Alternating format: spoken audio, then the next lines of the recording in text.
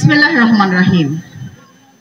ঐতিহাসিক মহান ৭ই নভেম্বর বিপ্লব ও সংহতি দিবস স্মরণসভায় বাউল দলের আয়োজনে আজকের অনুষ্ঠানের প্রধান অতিথি স্থায়ী কমিটির সদস্য, বাংলাদেশ জাতীয়বাদী দল বিএনপি সাবেক মন্ত্রী, প্রধান উপদেষ্টা, বাংলাদেশ জাতীয়বাদী বাউল দল কেন্দ্রীয় কমিটির ডক্টর আব্দুল মঈন খান। উপস্থিত আছেন আজকের অনুষ্ঠানের সভাপতি আমার শ্রদ্ধেয় বড় ভাই, এখনই চলে গেলেন, আমিনুল হক ভাই, উনি বিশেষ অতিথি ছিলেন। হেরেন জেরিন খান, আমার শ্রদ্ধেয় আপা, কেন্দ্রীয় মহিলা দল নির্বাহী কমিটি, মোস্তফা জামান সদস্য সচিব, মোস্তফা জামান সেগুন আমাদের নব্য কমিটির সিনিয়র যুগ্ম আহ্বায়ক, এস.এম. জাহাঙ্গীর ভাই আমার শ্রদ্ধেয় বড় ভাই, আব্দুল রাজ্জাক দপ্তর এবং যুগ্ম আহ্বায়ক, এবং আমার স্নেহের ছোট ভাই জগলুল পাশা পাবেল, যে আমার সন্তান সমতুল্য। আমার এইখানে দুটো কথাই বলবো। এক হচ্ছে, এইখানে আজকে সবাই বলে 5ই আগস্ট বাংলাদেশ দ্বিতীয়বার স্বাধীন হয়েছে। আসলে তা না, 5ই আগস্ট বাংলাদেশ তৃতীয়বার স্বাধীন হয়েছে।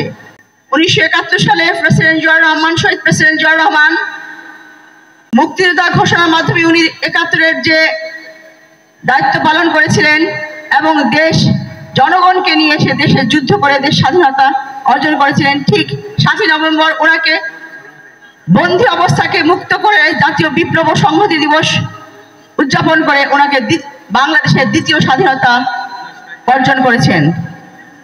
এখানে বিশেষ বক্তব্য দেওয়ার কিছু নাই। শ্রদ্ধেয় মহিম ভাই আছেন, উনি সমস্ত কথা বলবেন আমাদের মাঝে, আমরা ওনার কাছ থেকে শুনবো।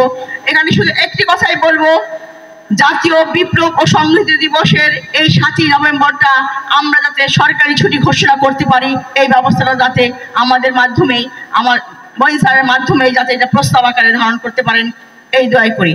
আর বাউল দলের সবাইকে অসংখ্য ধন্যবাদ সুন্দর একটা প্রোগ্রাম উপহার দেওয়ার জন্য।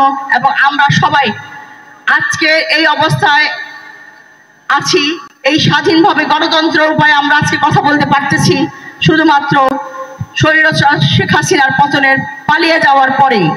আমাদের মুখের কথা কেড়ে নিয়েছিল, গণতন্ত্রের কোনো প্রতিষ্ঠা ছিল না, মানুষের জীবন উদ্ধসারে হয়ে গেছিল, শ্বাসকষ্ট বন্ধ হয়ে গেছিল। আজকের এই স্বাধীনতা যাতে আমরা কোনোভাবেই সবভাবেই রক্ষা করতে পারি, এই জন্য আমরা সবাই নিজ নিজ দায়িত্ব থেকে নিজের দায়িত্ব পালন করব, যাতে কোনো ধরনের নিজেরাও অরাজকতা তৈরি করব না, কোনো চাঁদাবাজি করব না।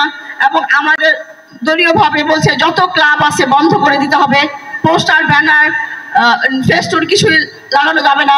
আমরা আমাদের দেশনায়ক তারেক রহমান অ্যাক্টিং চেয়ারম্যান, ওনার উপদেশ আমরা অক্ষরে অক্ষরে পালন করব এবং দেশ ও জাতিকে গণতন্ত্র প্রতিষ্ঠা করে একটা সুন্দর অবস্থায় নিয়ে যাব ইনশাল্লাহ।